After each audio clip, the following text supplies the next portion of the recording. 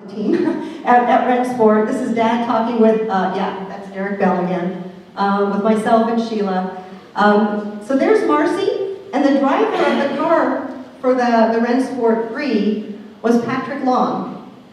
And somehow, I don't know how the conversation ended up, that Marcy offered Patrick the chance to drive the car. Patrick at the time was driving the Porsche Spider, a very modern, swoopy, there's a model of it over here, this old DHL car.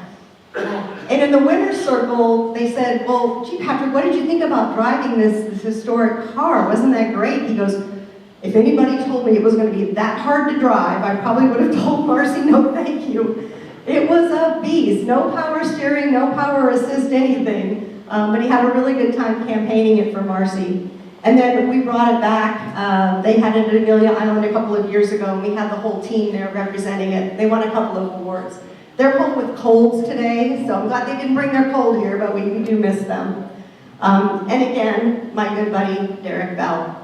This is a neat story. When Derek got out of a car that he was driving at Rennsport 3 and was sitting on the wall, and Dad walked up behind him and said, gee, guy, you remember how to drive these things? And so they had a really nice reunion, so we captured some of that here on camera. So people often say, gee, Lori, when you went over there, did you get to drive anything fun? So whenever I would go over to Germany, we'd always want to see what was going to be in the garage. Because I told you, Dad always drove a Porsche, and so did Sheila. Well, we got there one day, and what's in the garage? Oh, I've got a Guards Red 911 Coupe. Big deal, right? How many of those were there in 1985 and 86? A gazillion of them. Dad said, look closer. And Rick actually took a real close look at it.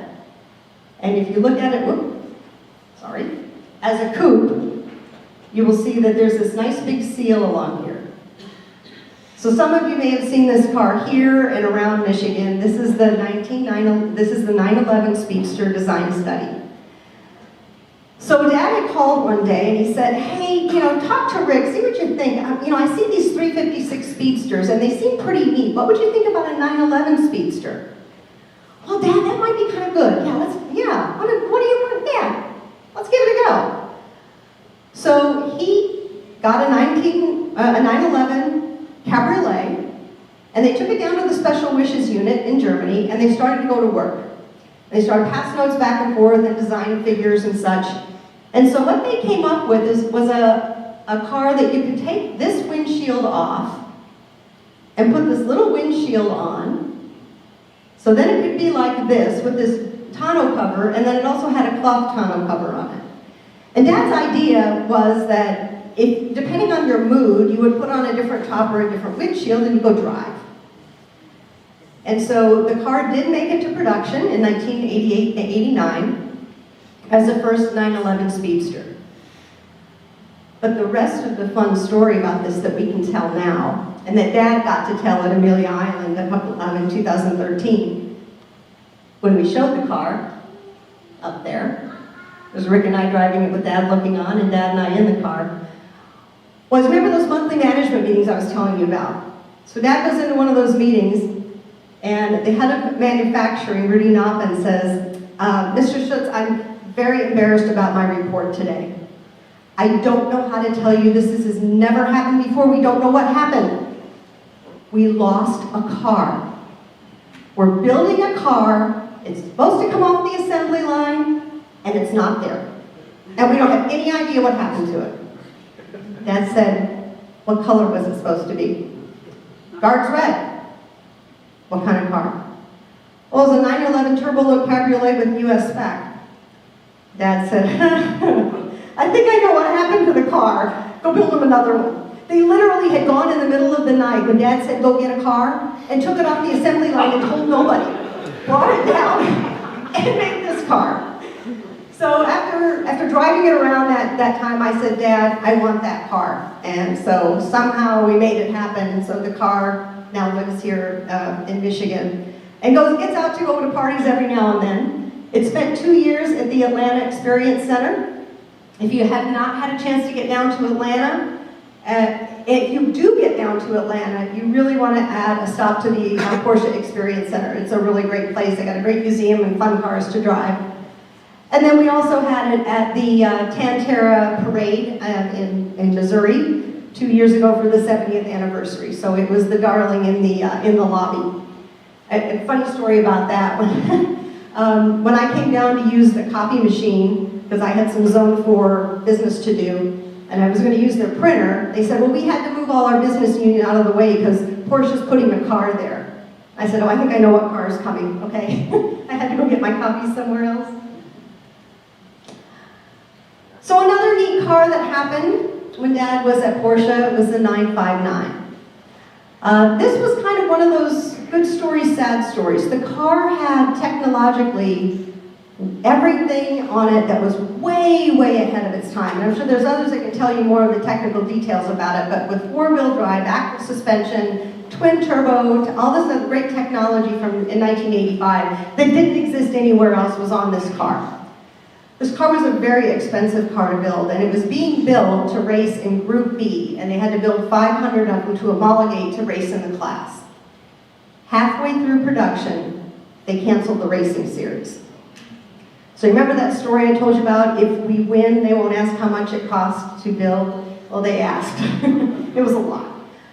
They did sell the 500. They went all over the world. They did not come to the US because EPA wanted them to crash too many of them. And they said, nope, we're not crashing cars. But now enough time has gone by that they can come in and they're being refurbished. So if you wanted one back then, you can probably get one now. Probably cost you a little bit more. But the car, the year that I was at Le Mans, they did bring a 959 to Le Mans. They raced it in a configuration called the 961, and it finished in 6th place overall. So not a bad start. It went on to win several of the Parade car rallies and other kind of rally type races. But what else is interesting about this picture? Oh yeah, you guys, gals, remember who that is? Don Johnson from Miami Vice, yeah. I did get to meet some fun people. He just happened to be visiting the factory when I was visiting Dad one year. But this gentleman up here, yes, that's Ralph. Well, I have a picture of Ralph and a picture of my dad with the 959. That's what Ralph looked like back in 1985, meaning the attire. The clothes that he was wearing is probably his $600 t-shirt and $3,000 jacket, whatever. But a very casual looking Ralph. My father always wore a tie. He was very fond of wearing ties. He had a whole closet full of ties because he felt that wearing a tie was a show of respect of the people he was meeting with. So Ralph had a 959 on order, and he made it known that he wanted to meet my father. So one of the times when Dad and Sheila were in New York City, they arranged to have lunch with Ralph. And Ralph came to sit down at lunch wearing a tie. And he said, Mr. Schutz, I understand that wearing a tie for you is a sign of respect. I don't usually wear ties, but I'm wearing one today for you. And from that time on, if you try to find a picture of Ralph not wearing a tie, good luck. I had to go back and find that real fuzzy picture to find one. So wearing a tie has always been really special about my father. So my father passed away in October of 2017, and at his celebration of life, we all wore one of his ties. It kind of came up that my brother Mitchell asked at the breakfast that morning if he could borrow one of my dad's ties for the event, and my stepmom Sheila said, well sure, but take some of them home because I have a lot.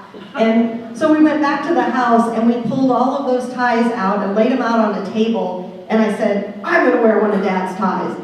And my other brother said, I'm going to wear one of Dad's ties. Rick said he was going to wear one of Dad's ties. So we all wore one of Dad's ties. But what was really neat about the tie that I ended up picking out is this gentleman right here is Ray Schaefer. He was the general manager of Brumos in Jacksonville and took care of all the Porsches that my dad ordered and owned when he was here in the US. And Ray then went to work for the Atlanta Experience Center. And at the grand opening, he invited Dad. And Dad was wearing the tie that I picked to wear at the celebration. So that was kind of neat. So that's me with Ray wearing one of Dad's ties and Derek Bell. Again, Derek, I know, great guy. So that's a lot of the fun stories about my time with my father. He was a wonderful man, touched a lot of lives, and what I can say for all of you is if you have a chance to spend one more minute, do it. We had a lot of fun. This is a picture of my dad in what we think is the last time he drove a 911, and this is owned by a friend of mine actually over in Waterford, Michigan. And there's Dad and Sheila and I. So Dad always told stories. He always tried to be a teacher and a mentor. And one of his stories that he wanted to impart upon me and those around him was that it was important about your dash and what you did with your life. And would you be proud of the things that people say about your dash? And after he passed away, I wanted to do something to honor him, not only to carry on with the book, but I wanted to create a t-shirt design that said, Peter Schutz saved the 911 without words. And that's what we came up with. So I hope you like it. I want to thank you for letting me be here today and for you all to be part of my dash. Thank you very much.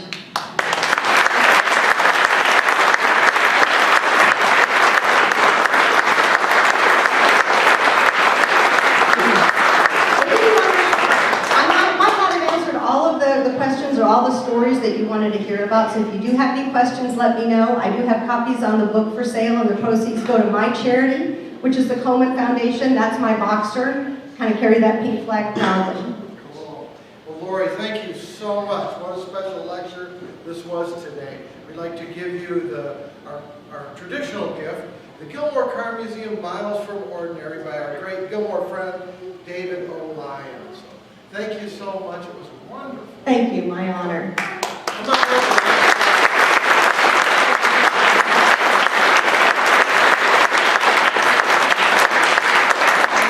Any questions? All right, let's go enjoy some beautiful. Oh, there is one, yes. Lori, the early Le Mans car was sponsored by Jules. Mm-hmm. Who that is? Jules was they were a cologne company. And that car is still around. I do have one other quick story to tell you. I forgot, but so Michael Betts knew my dad, and when we published the book, he wrote a letter to my dad and wanted a book. And so my dad called me. He goes, "I got a letter from a friend of yours, and he's asking me to send him a book." And I did, but I hope I'm not going to make you mad. I hope I didn't offend him. And I said, "What'd you do?" He goes, "Well, you go ask him." His name is Michael Betts. So Michael sent a note to my father and asked him to sign the book to Michael Betts, to whom my daughter always had a crush. Dad signed the book to Michael Betts, who always had a crush on my daughter. Anything else? All right, thank you very much. Oh, sorry. Do I like the Boxster better than a 911? Whoa. No. No, I don't. But at the time that I got that car, I was not in a position to get a 911 that I wanted. The Boxster is a phenomenal car. That's the one I have is an 05. I think that's the best model year. They've gotten better, but they've gotten bigger. That car is a phenomenal driver education track car, as well as driving down the street. But there is nothing like a 911. Nothing. My opinion. Yes? Is your Uncle Rudy still alive? No, he is not. They passed away within about a year of each other. Yeah, it was for similar situations too. They were 2 years apart. Yeah, but thanks for asking. Yes? What made my dad leave Porsche? You're all probably thinking that. So there were a lot of things in the news. There were a lot of things in the media about why he left Porsche at the end of '87.